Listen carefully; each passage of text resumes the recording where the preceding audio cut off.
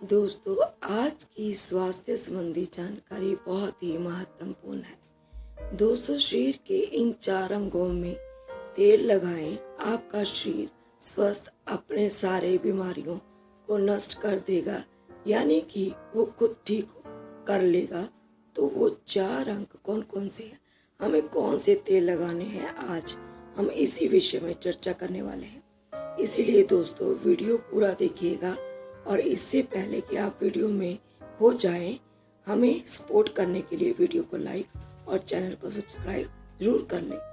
आज के उपदेश को सुनकर आप अपने जीवन को सफल जीवन बना सकते हैं। और दोस्तों, इस जानकारी से पहले चलिए सुनते हैं भगवान महात्मा बुद्ध का एक उपदेश।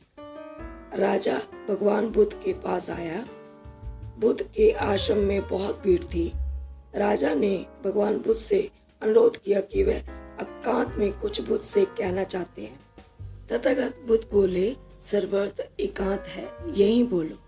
फिर राजा ने कहा कि मैं तथागत संन्यास लेना चाहता हूँ। बुद्ध गंभीर हो गए।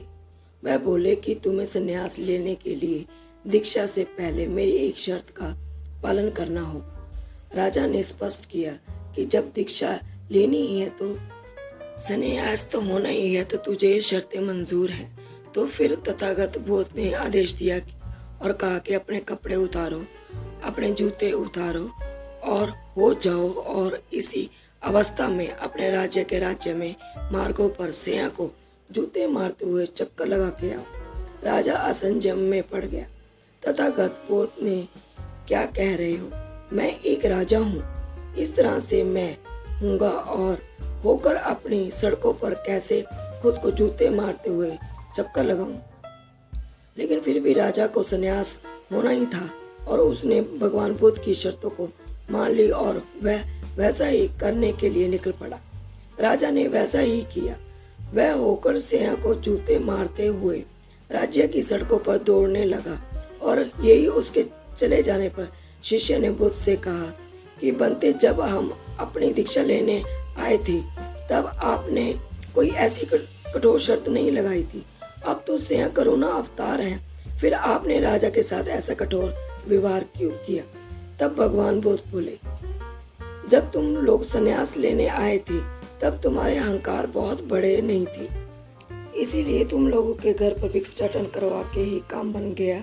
ये तो बहुत बड़े राजा हैं, इसका अहंकार भी बहुत बड़ा है, इसीलिए जितना बड़ा रोग उतनी बड़ी दवाई, इसीलिए महारोग की दवाई भी अधिक शक्तिशाली होती है। किसी कारणवश मैंने इसकी परीक्षा भी इतना कठिन किया है कि राजा जब इस दिशा में अपनी ही प्रजा के सामने गुजरेगा तो उसका अहंकार चूर चूर हो चुका होगा। राजा ने शाम तक शर्त पूरी कर दी और बुद्ध के चरणों में आकर गिर गया और बोला, तथागत, अब तो मुझे आप दीक्षा देकर मुझे संन्यास करें। भगवान बुद्ध ने राजा के सिर पर मुकुट रखा और कहा कि अब तुम्हारे संन्यास लेने की जरूरत नहीं है। जाओ और कर्ता भाव छोड़कर साक्षी भाव से राज करो, और तुम इस राजस्व को हो चुके हो, तुम राजस्व देखो। देखिए दोस्तों, इस तरह से भगवान बुद्ध ने एक राजा को उपदेश दिया और राजा का जीवन धन्य हो गया। दोस्तों, ये छोटे छोटे से उपदेश आपको क्या ज्ञान प्राप्त होता है, कमेंट में हमें जरूर बताइए। चलिए हम जानते हैं स्वास्थ्य के संबंधित बहुत ही महत्वपूर्ण जानकारी क्या है। आप जानते हैं कि हमारा शरीर किसे बना है, और ये सबसे पहले जानना बहुत जरूरी है। और हमारे शरीर में कौन कौन से 3 दोष पाए जाते हैं। हमारा शरीर 5 तत्वों से बना है और हमारा शरीर में 3 दोष पाए जाते हैं। वह दोष पित्त दोष, कफ दोष, इसे जानना बहुत जरूरी है क्योंकि ये बीमारी का कारण होती है, क्योंकि हर बीमारी का जड़ यही 3 दोष है, इसीलिए जानना बहुत जरूरी होता है। तो आपका शरीर का सबसे महत्वपूर्ण दोष ये 3 दोष हैं, पित्त दोष, वात दोष और कफ दोष। अगर आपके शरीर का वात दोष गड़बड़ हो गया है तो 60 से 70 पर बीमारियां हो जाती हैं। अगर आपके शरीर का पित्त दोष गड़बड़ हो गया है तो आपके शरीर में 15 से 20% बीमारियां होती हैं। और यदि आपके शरीर का कफ दोष गड़बड़ हो गया है तो 15 से 10% बीमारियां होती हैं। अगर इन तीनों प्रवृत्ति हमारे शरीर में कब से कब तक रहती है, जब हम जन्म से बाल्य अवस्था में रहते हैं, यानी जब हमारा जन्म होता है और 14 साल की उम्र तक हमारे शरीर में कफ प्रवृत्ति ज्यादा होती है, उस समय काफी ज्यादा बनता है। ये प्रकृति की देन है, इसीलिए बनता है क्योंकि हमारा शरीर ग्रो करता है। कफ बनना जरूरी है क्योंकि ये कफ हमारे शरीर में बहुत ही महत्वपूर्ण अंग है। बस हमें ये ध्यान देना है कि हम अपने बच्चों को ऐसी कोई चीज नहीं देनी चाहिए जिससे उसका कफ और बढ़ जाए, क्योंकि बच्चे उस समय कुछ नहीं जानते। पेरेंट्स को जागरूक होना होगा। बस हमें अपने बच्चे को कुछ भी ऐसी चीज नहीं देनी चाहिए जिसके उससे कफ बढ़ जाए। कफ बनने वाली चीजें हमें नहीं खिलाना है, नहीं तो क्या होगा, कफ से संबंधित 5 से 10% बीमारियां होती हैं, जैसे टीबी, दमा, अस्थमा। ये सारी बीमारियां इसकी वजह से होती हैं। ये हर पेरेंट्स को ध्यान देना होगा। उसके बाद हम आते हैं बाल्यावस्था में, युवा अवस्था में। युवा अवस्था की आयु में कितनी होती है? जब हम 15 साल से 60 साल के बीच में होते हैं, तो उस समय हमारा शरीर युवा अवस्था में होता है। उस समय हमारे शरीर में पित्त प्रवृत्ति सबसे ज्यादा होती है, सबसे ज्यादा बनता है। इसीलिए हमें ये ध्यान देना होगा कि हम ऐसी कोई भी चीज ना खाएं जिससे हमारा पित्त दोष बढ़ जाए। अगर हमारे शरीर में पित्त दोष बढ़ जाएगा तो हमारे शरीर में 15 से 20% बीमारियां होती हैं। इसके बाद हमारा आता है वृद्धावस्था। 60 साल की उम्र हमारा वृद्धावस्था होता है। उस समय हमारे शरीर में वात दोष बढ़ता है और वातों से संबंधित 60 से 70% बीमारियां होती हैं, हमारे शरीर में होती हैं। तो आपको ऐसी चीज नहीं खानी है जिसके बाद आपका दोष बढ़ जाए। तो दोस्तों, आप ये जान सकते हैं कि शरीर के तीनों दोषों का क्या रोल है। इसीलिए ये 3 दोषों से संबंधित जो भी जानकारी यहाँ से उपलब्ध हो, इकट्ठे करिए और उसे अपने जीवन में लागू करिए। और हमेशा इस बात का ध्यान रखें कि इन 3 दोषों में क्या खाना चाहिए और क्या नहीं खाना चाहिए। इन दोषों को बढ़ने वाली चीजें कभी ना खाएं। अगर आप तीनों दोषों के बारे में जान गए हैं तो आप जान लें कि आपका शरीर 5 तत्वों से कैसे बना है। आपका शरीर 5 तत्वों से बना है और इन 5 तत्वों में प्रोटीन, मिनरल्स, सारे तत्व आते हैं। अब इस 5 तत्वों में और 3 दोषों में से की कमी आती है, तभी आपका शरीर बीमार होता है, अन्यथा आपका शरीर बीमार नहीं होता।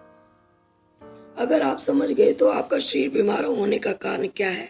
जैसे कुछ लोग रोते हैं, भगवान ने हमें ये कष्ट दे दिया, भगवान ने हमें ये बीमारी दे दिया, हमें गैस्ट्रिक अल्सर हो गया, हमें थायराइड, ब्लड प्रेशर, शुगर हो गया। क्यों हो गया? भगवान ने नहीं दिया, आपने खुद पाला है। जब प्रकृति आपको खाने के नियमों का पालन करने के लिए कहती है, पानी पीने के लिए नियमों का पालन करिए, इस प्रकृति का नियम पालन करिए, तो आप क्यों नहीं कर रहे हो? जबकि हमारा शरीर इसी तत्वों से बना है, प्राकृतिक तत्वों से ही तो बना है। हमारा शरीर भी पानी से ही बना है, खाने से तो बना ही, पौष्टिक तत्वों से ही बना है। ये सारे नियमों का आपको पालन करना होगा। अब जब ये पित्त दोष कह रहा है कि ये चीज नहीं खानी, तो पित्त दोष बढ़ेगा ही। आप उसे क्यों खाते हो? पिज्जा, बर्गर आप क्यों खाते हो? चाय आप क्यों पीते हो? चीनी आप क्यों खाते हो? मैदा आप क्यों खाते हैं? जब आप ये सारी चीजें खा रहे हैं तो आपके पेट में एसिडिटी बनेगा, आपका पाचन तंत्र बीमार पड़ेगा। तो जब आपका पाचन तंत्र बीमार होगा तो आप अनेक बीमारी आपको आएंगी। ये तो आप खुद कर रहे हो, ब्रह्मांड नहीं दे रहा, भगवान नहीं कर रहा, हम इसे खुद जानने अनजाने में कर रहे हैं। आप हमारे जीभ को कंट्रोल नहीं कर पा रहे। तो दोस्तों, ये सारी चीजें आप छोड़ दीजिए। अब बात करते हैं कि हमारे शरीर पर कौन सा तेल लगाना चाहिए, कहाँ पे लगाना चाहिए, इस बारे में जानते हैं। आज आप समझ जाएं कि आपका शरीर का निर्माण कैसे होता है। इसे सुरक्षित रखना आपके हाथ में, इसकी सुरक्षा आप खुद कीजिए। शरीर की 4 महत्वपूर्ण अंग हैं जिससे आपके शरीर की सारी नसें जुड़ी हुई हैं। पहला नाभि, कभी दूसरा और पैर का तलवा, और तीसरा नाक, और चौथा है आपका सर। ये 4 सबसे महत्वपूर्ण अंग हैं और इन चारों जगहों पर आपको तेल लगाना है। बस ये ध्यान देना है कि आपको कब लगाना है और कैसे लगाना है। तो सबसे पहले चलते हैं आपको पैरों के तलवों। जो व्यक्ति रोज सुबह जाकर मॉर्निंग वॉक करता है और नंगे पैर जमीन पर या फिर हरी घास पर, तो दोस्तों उसकी आंखों की रोशनी कभी कम नहीं होती। तो इसीलिए आपको पैरों के तलवों में शुद्ध सरसों का तेल लगाना चाहिए। इसके अलावा आप शुद्ध सरसों का तेल भी लगा सकते हैं। जब आप रात को सो जाए तो उससे पहले गुनगुने पानी से अपने पैर धो लीजिए। पैर धोने के बाद बढ़िया से उसे साफ कर लीजिए। सूख जाएं तब आप बिस्तर पर लेट जाएं और अपने हाथ से मालिश कर लीजिए। रात में सोते समय ही शुद्ध सरसों का तेल, और जैसे ही आप अपने 5 मिनट से मालिश करोगे तो तेल से गर्माहट आएगी। तुरंत ही आपको नींद आना शुरू हो जाएगी। अगर आप नींद का टैबलेट लेते हैं, अगर आप डिप्रेशन में हैं तो नींद नहीं आ रही है तो दूसरे दिन ही बंद हो जाएगी। आपको नींद की टैबलेट की जरूरत ही नहीं पड़ेगी। आपका पागलपन दूर हो जाएगा। याददाश्त बहुत तेज होती है। दिमाग से संबंधित सारी समस्याएं खत्म, और एक बार भी आपको 10 बजे नींद आ जाएगी और 4 बजे से पहले आपकी नींद नहीं खुलेगी। इतनी बढ़िया नींद आती है। तो पैर के तलवों में तेल लगाने से आपके पाचन तंत्र मजबूत होता है, याददाश्त तेज होती है, भूख अच्छी लगती है और शरीर में शक्ति मिलती है, ऊर्जा मिलती है, यानी कि शरीर की सारी पोषक तत्वों की आपूर्ति कर देता है। दूसरा स्थान है नाभि, जो कि आपके शरीर का सबसे महत्वपूर्ण अंग है। नाभि के पीछे एक ग्रंथि पाई जाती है और इसी पे छोटी ग्रंथि से सारे शरीर की नसें जुड़ी होती हैं। ये शरीर की सबसे शक्तिशाली ग्रंथि होती है, इसीलिए नाभि में तेल लगाना चाहिए। आप देखते होंगे जब आपके घर में छोटा बच्चा होता तो माताएं उस बच्चे के तेल से मालिश करती थी, लेकिन अब तो बच्चों को तेल लगाना ही बंद कर दिया है। पहले माताएं 8 से 10 दिन में बच्चे की मालिश करती थी। वह कहती थी कि हम जितनी बार तेल की मालिश करेंगे इसकी हड्डियां उतनी ही मजबूत होंगी। और वह घर पर बना हुआ शुद्ध सरसों का तेल होता था और वह शुद्ध सरसों के तेल घर पे ही उसकी बनाती थी। किसी सरसों को गर्म करके सरसों का रोल बना लें और उसे लगा के छोड़ दें। लेकिन आज फैशन बदल गया है। लोग तरह तरह के केमिकल युक्त तेलों की मालिश कर रहे हैं। ये किसी काम की नहीं। दोस्तों, कंपनियां हमें सिर्फ बेवकूफ़ बनाती हैं और इसमें बीमारियां होती हैं, क्योंकि बच्चों की मालिश के लिए सबसे अच्छा तेल सरसों का ही है। और गांव के बच्चों की माताएं आज भी सरसों के तेल की मालिश करती हैं। गांव के बच्चे शहर के बच्चों की तुलना में कितने कमज़ोर हैं, और इसे आप खुद अनुमान लगा सकते हैं। तो दोस्तों, ये नाभि आपके शरीर का सबसे शक्तिशाली हिस्सा है। तो जब माताएं नाभि में तेल की मालिश करती थी तो पहले फूंक मारती थी। फूंक मारने के बाद उसमें तेल लगाती थी और दिन भर में 3 से 4 बार तेल लगाती थी। तो दोस्तों, आपको भी आज से शुद्ध सरसों के तेल रात में सोते समय नाभि में लगाना है। और जब नाभि में तेल लगाते हैं तो इससे क्या फायदे होते हैं, आप ये जानकर चौंक जाएंगे। पहला फायदा, आपको अच्छी नींद आएगी। दूसरा फायदा, दिमाग से संबंधित कोई भी समस्या नहीं होगी। तीसरा फायदा, आपका पाचन तंत्र मजबूत रहेगा। चौथा फायदा, आपको भूख बढ़िया लगने लगेगी। पांचवा फायदा, आपके शरीर का सारा दर्द दूर हो जाएगा।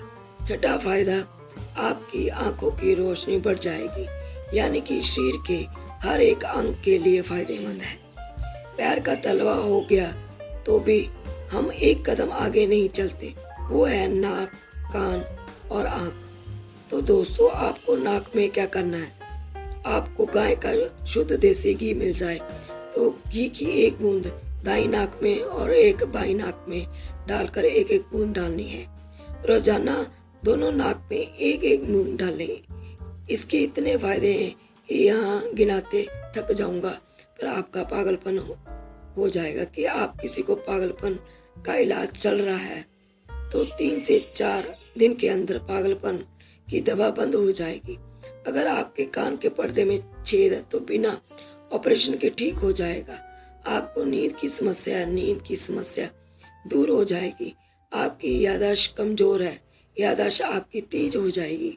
शरीर कमजोरी में है तो शरीर की कमजोरी दूर हो जाएगी। जुकाम आपको कभी जिंदगी में नहीं होगा। जुकाम सर्दी की नाक से संबंधित जितनी भी बीमारी है आपको नहीं होगा। अब एक अंग और है जहाँ से आपका शरीर पूरा दिमाग जुड़ा हुआ है, वह है सिर। अगर गर्मी का सीजन है तो आप स्नान करते होंगे।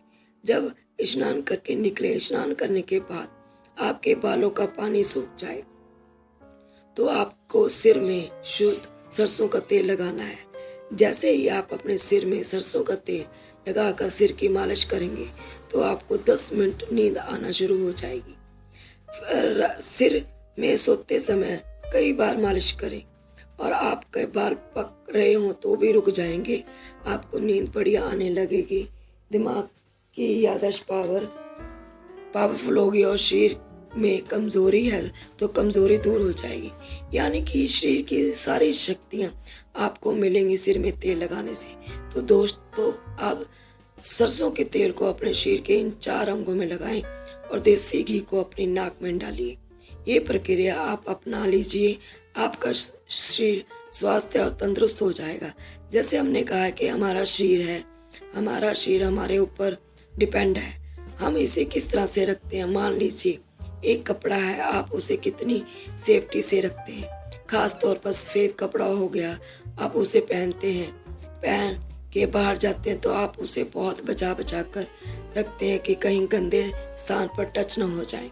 सफ़ेद कपड़ा है, इसमें दाग लग जाएगा, कितना बचाकर चलते हैं। फिर आते ही खूंटी पे निकाल कर रख देते हैं, इससे उसका दाग नहीं लगता है। और फिर अगले दिन पहनते हैं और उसको ध्यान से प्रेस वगैरह करते हैं। तो दोस्तों, ठीक उसी तरह शरीर की देखभाल भी आप खुद कीजिए। जितनी आप इस शरीर की देखभाल करेंगे उतना ही आपका शरीर स्वास्थ्य और निरोग बना रहेगा। तो कैसे, हमने कहा कि इसका पालन कीजिए, आप प्रकृति के नियम का पालन करिए। तो दोस्तों, आज से कभी भी आप इन 4 जगहों पर तेल लगाना शुरू कर दीजिए। तो दोस्तों, उम्मीद करती हूँ आपको इस कहानी से बहुत कुछ सीखने को मिला होगा।